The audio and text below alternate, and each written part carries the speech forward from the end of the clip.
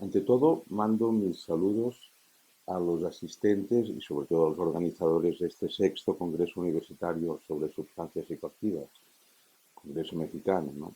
Y especialmente un abrazo y un agradecimiento a la Sociedad de Investigación Vía Sinapsis, que es la que ha promovido este evento. Un evento importante. Siempre es importante hablar de sustancias psicoactivas, tanto si es desde el punto de vista antropológico, como si es de su aplicación en psicoterapia, como desde el punto de vista de neurociencias o etnobotánico, da igual, ¿no? O sea, es un, es un área de investigación y de aplicación, por supuesto, sumamente importante. Es importante, yo diría que por sí misma, por el hecho de sustancias psicoactivas, y porque se inserta en una actividad mucho más importante propia del ser humano, que es la búsqueda de estados expandidos de conciencia, tanto si es a través de una propulsión por sustancias, animales o básicamente vegetales o sintéticas, como si estos estados expandidos de conciencia se buscan a través de danzas extáticas, por ejemplo, de ayunos, de técnicas de deprivación sensorial, de música. O sea, yo diría que los estados expandidos de conciencia y, por supuesto, los propulsores que el ser humano ha ido descubriendo para experimentar estos estados de la conciencia son fundamentales para los antropólogos porque están en el centro de toda cultura humana. No se puede entender ninguna etnia, ninguna dinámica sociocultural sin referirnos a los estados expandidos de conciencia y a las técnicas que aquella cultura o aquella sociedad en concreto ha encontrado para propulsarlos, ¿no? Es decir, que están en el centro, están en el núcleo mismo de todo sistema de curación, sobre todo de todo sistema de curación holística, por supuesto, están en el núcleo de todas las formas de religión que ha ido elaborando el ser humano, del chamanismo. También los estados expandidos de conciencia están, si no en el núcleo, muy cerca de las estrategias de toma de decisiones que cada cultura ha desarrollado. Están en el núcleo de la cosmología de cada pueblo. Sirven para la regulación emocional, para los intercambios políticos y especialmente, como antropólogo y como etnopsicólogo, me interesan los estados expandidos de conciencia por su función adaptógena. Es decir, que los enteógenos, o las sustancias psicoactivas que activan el imaginario humano, que no son todas, o sea, no todos los psicótropos entran dentro de la calidad o la categoría de enteógenos. Enteógenos es un neologismo acuñado en 1976, entre un pequeño grupo de investigadores para designar lo que hasta aquel momento se venían llamando alucinógenos. O sea, ciertos psicótropos, ciertas sustancias psicoactivas, llamarlas alucinógenos es un grave error, no son alucinógenos. En cambio, enteógenos, repito que es este neologismo que acuñó mi buen amigo Jonathan Nott, Albert Hoffman, Carl Rack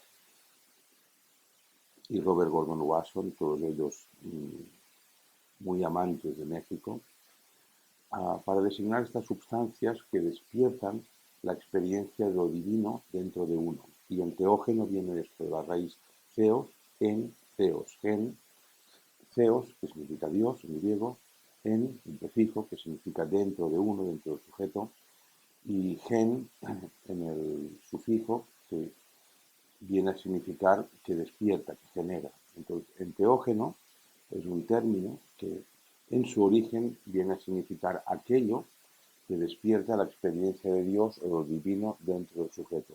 Y cada uno que entienda por Dios o por divino lo que quiera o pueda entender, ¿no?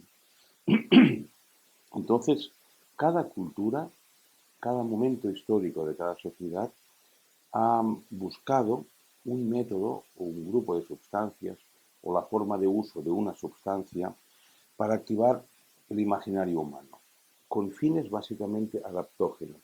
De ahí que en ciertos textos haya acuñado la expresión de adaptógenos inespecíficos para referirme a estas sustancias que despiertan o que generan o que producen un proceso de adaptación no únicamente física o somática, tampoco específicamente psicológica, sino de una forma inespecífica ayudan a que las personas nos adaptemos más a nuestra realidad, ¿no?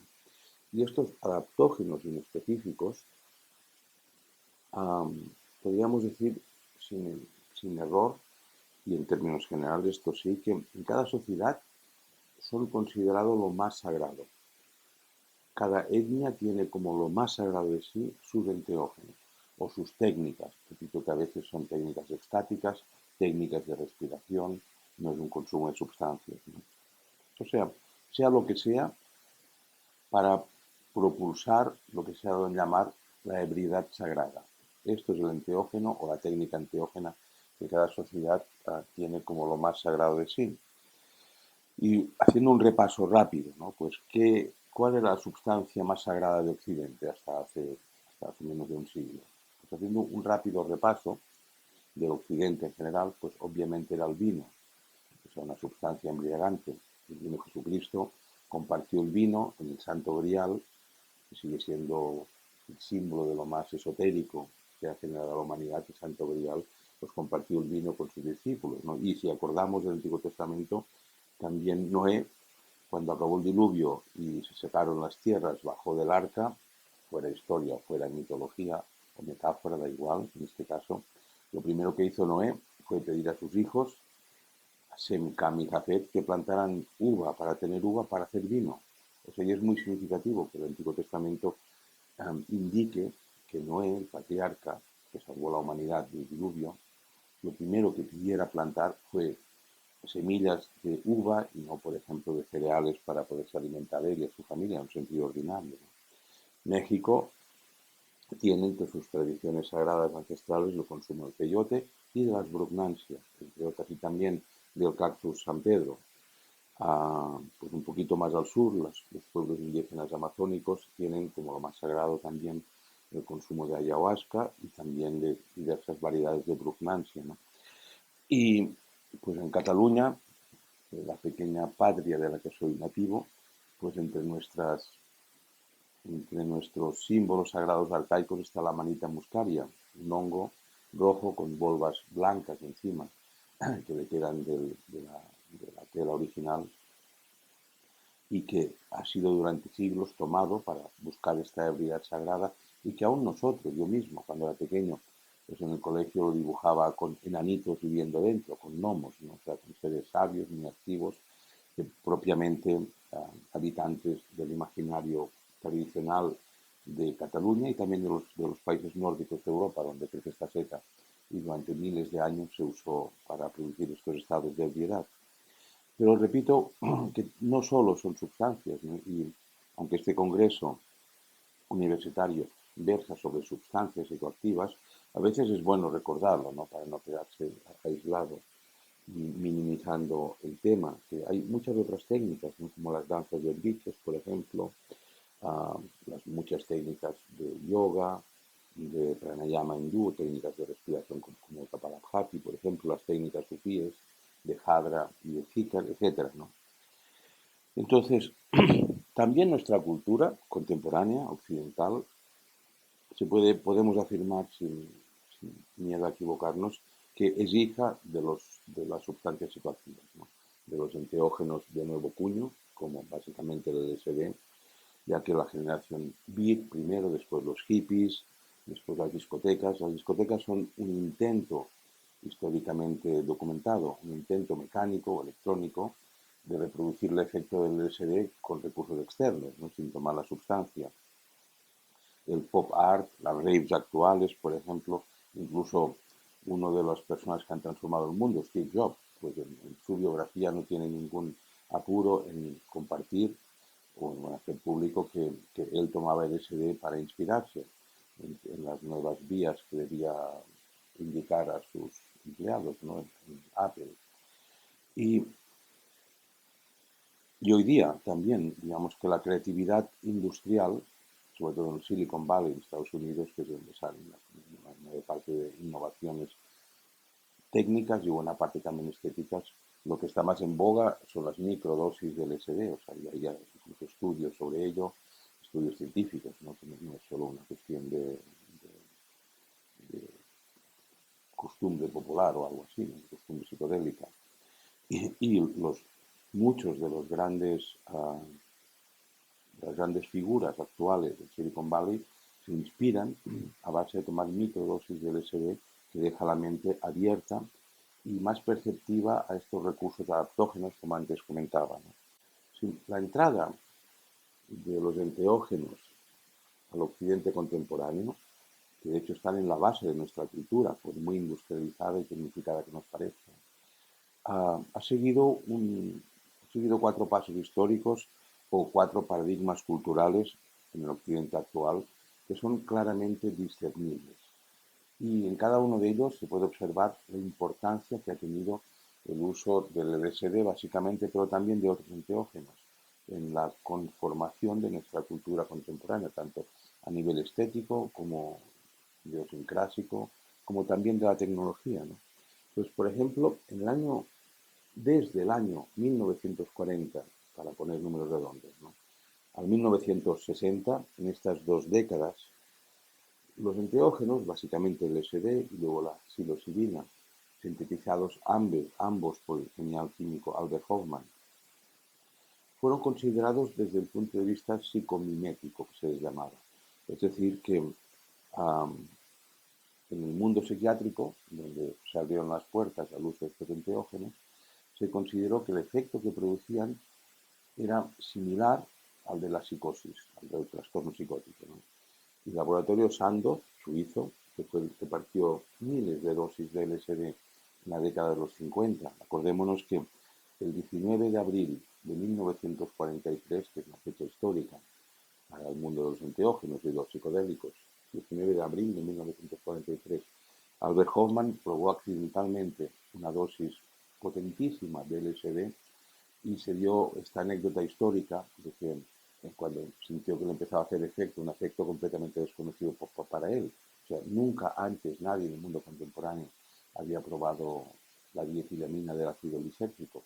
Cogió su bicicleta y se fue desde el laboratorio en que trabajaba, de la Sandoz, en Basilea, en Suiza, se fue pedaleando hasta su casa.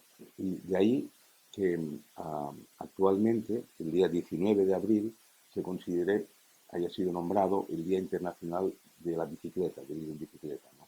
Pero pocos saben que el origen real de celebrar el Día Internacional de la Bicicleta, el 19 de abril, se debe a este primer viaje psicodélico que hizo Albert Hofmann, desde el laboratorio hasta su casa.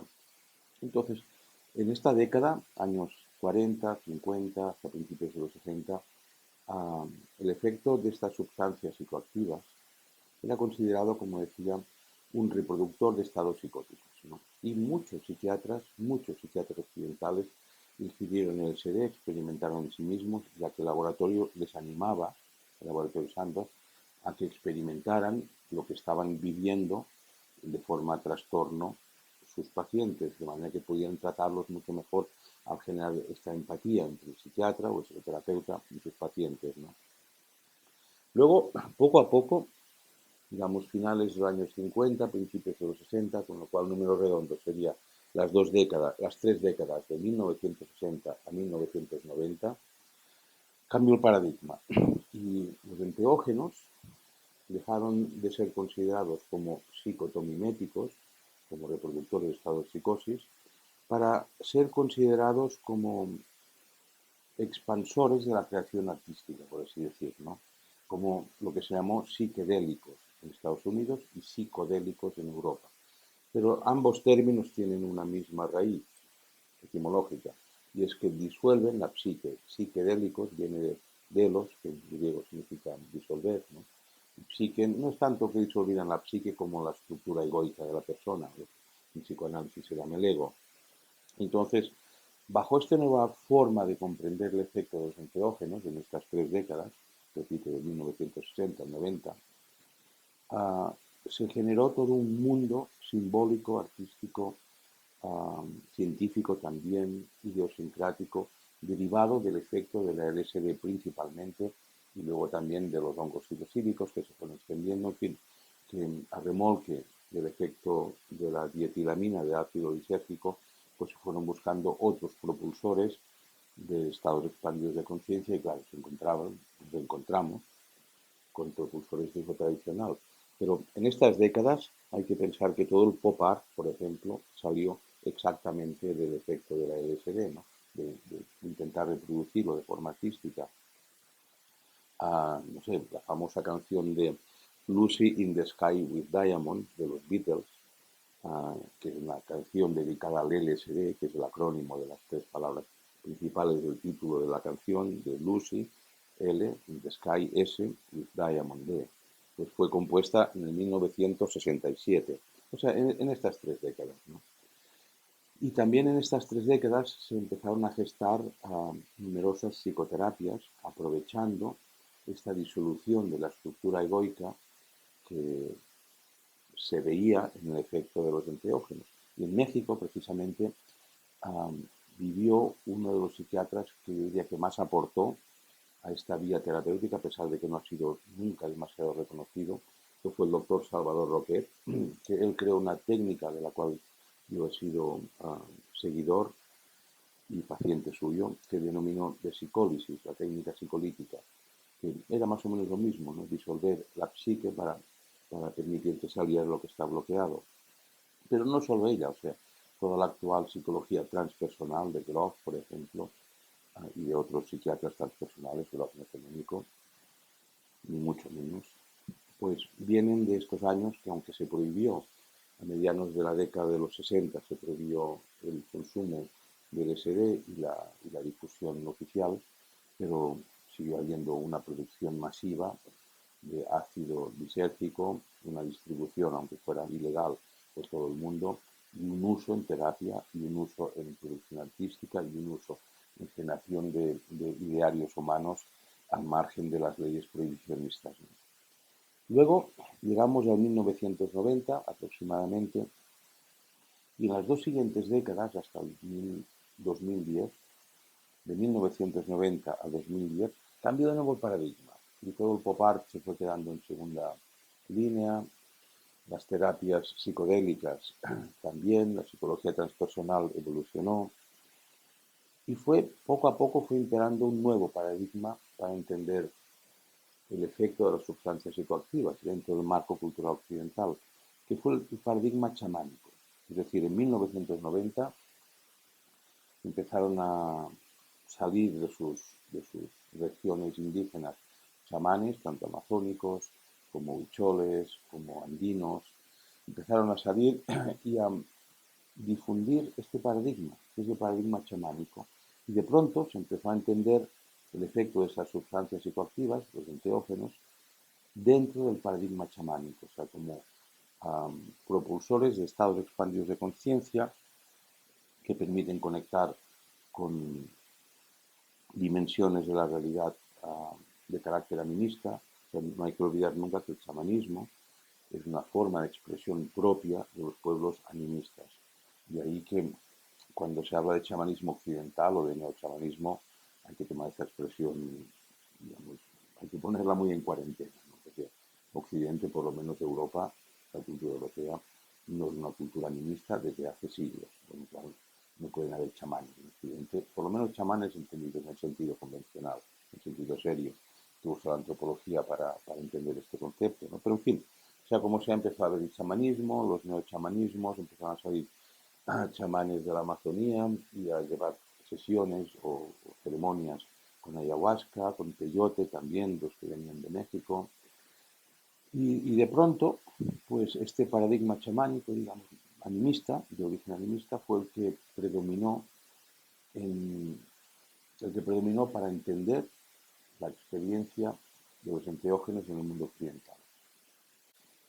Y con ello llegamos al 2010 y a partir del 2010, en el cual es obvio que se está instalando otro paradigma distinto del chamánico, aunque evolucionado de él,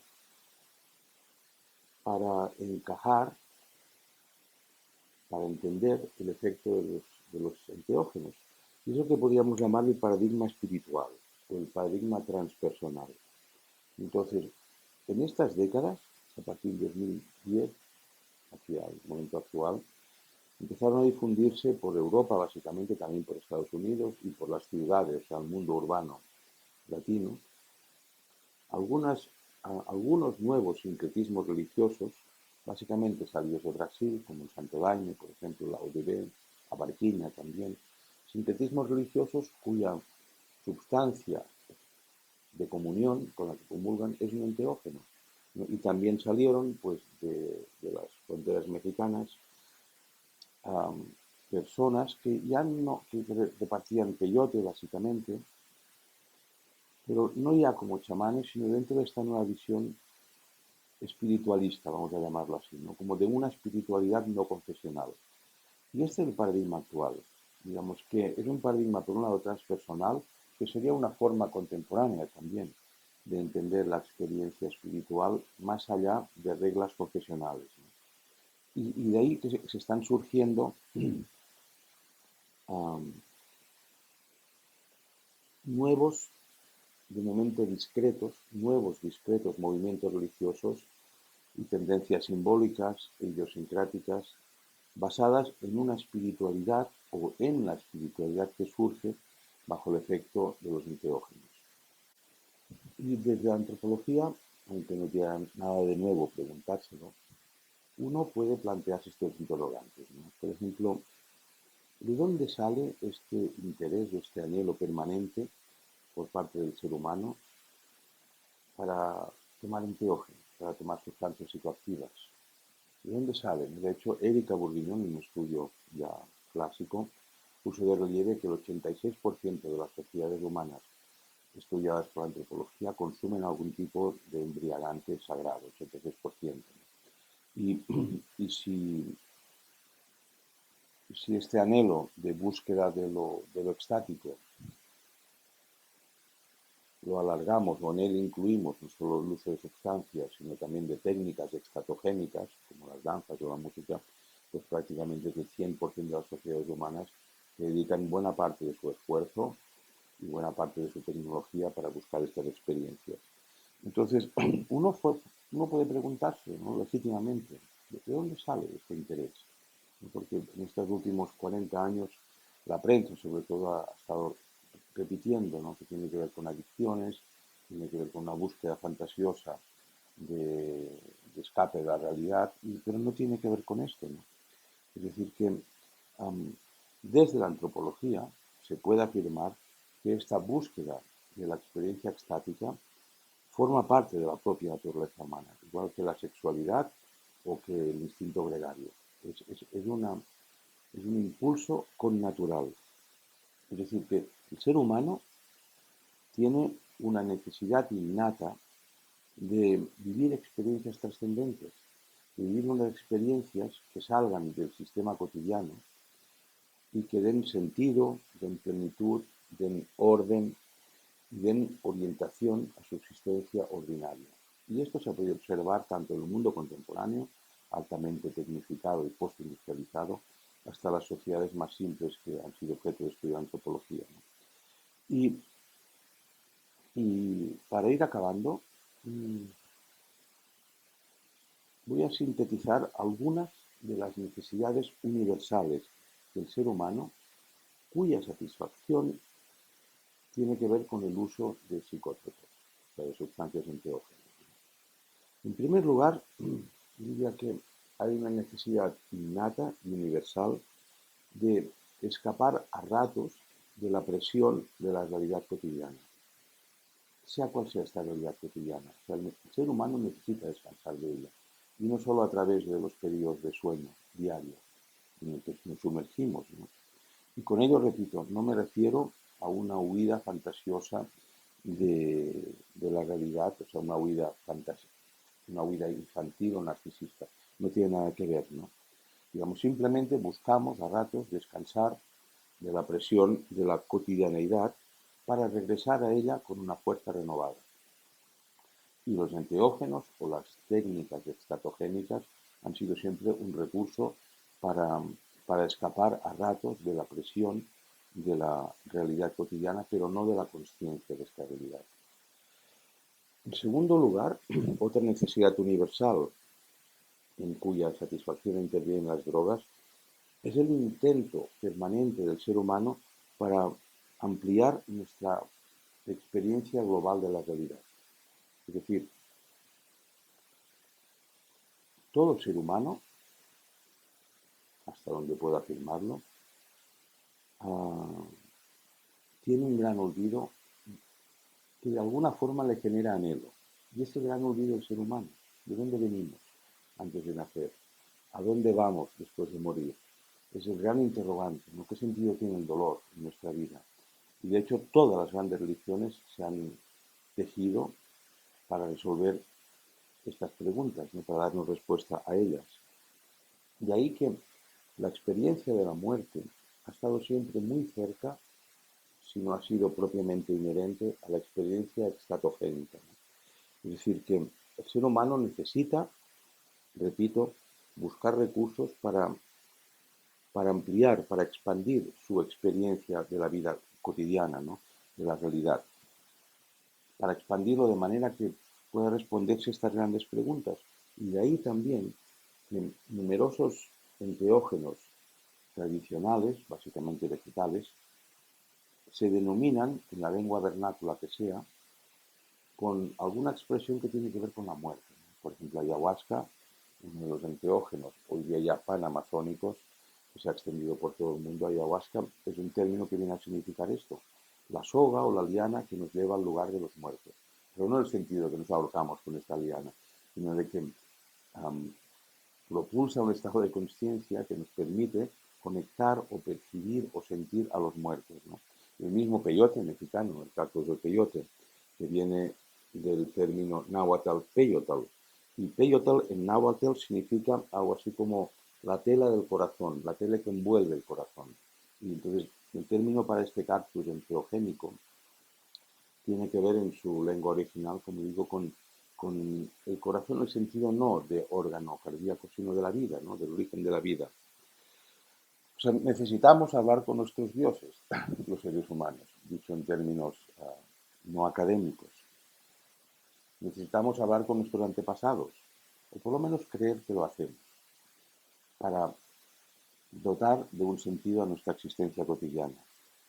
En tercer lugar, a los enteógenos también sirven para promover otra necesidad universal del ser humano, que es desarrollar y mantener la solidaridad social. O sea, todo conjunto de ser humano, de seres humanos, toda sociedad, todo colectivo tiene una tendencia entrópica natural, o sea, a morir, a indiferenciarse, a por tanto dispersarse, ¿no? Y los enteógenos nos han servido y siguen sirviendo para conectar, para conectar con un inconsciente colectivo que genera fraternidad. Y es algo que todos los grupos humanos que comparten sesiones o ceremonias bajo el efecto de los enteógenos, cualquiera que sea ellos, lo saben, ¿no? Por ejemplo, los indígenas amazónicos hablan del compadrazgo que genera tomar ayahuasca, consumir ayahuasca en un grupo, ¿no? A la vez. Entonces necesitamos, los seres humanos, recursos para desarrollar, para mantener, para aumentar incluso la solidaridad intragrupal. Los enteógenos son un recurso perfecto para esta necesidad, ¿no? Luego también los enteógenos sirven para satisfacer una cuarta necesidad universal, que es la de reafirmar nuestra identidad. Podríamos llamarlo así, ¿no? Todo ser humano sano necesita potenciar sus relaciones interpersonales, de forma que pueda construir un espacio con otros seres humanos, con otras personas, un espacio en el cual se reconozcan todos bajo una misma identidad. O sea, como un campo de intercambio afectivo y de lo que llamaríamos un campo de intersubjetividades. Entonces, es ya ampliamente sabido y ha sido extensamente investigado y estudiado por sociólogos, por antropólogos, cómo el uso de enteógenos genera esta intersubjetividad, o sea, este grupo que se distingue por una identidad diferenciada de otros grupos, ¿no? Y esta identidad es lo que nos llena el sentido de pertenencia que todo ser humano tiene. En quinto lugar, los enteógenos también sirven para algo tan mecánico como para vencer la fatiga. Es decir, todo ser humano ha buscado cómo vencer la fatiga, ¿no? Esta gran losa que, que todos sentimos a diario y a partir de cierta edad pues ya es casi permanente. Y esto tanto es válido para la búsqueda de sustancias que ayuden a aumentar la productividad hoy día, como para los pueblos cazadores recolectores. Entonces, los enteógenos y en general la mayor parte de psicótropos ayudan a vencer la fatiga.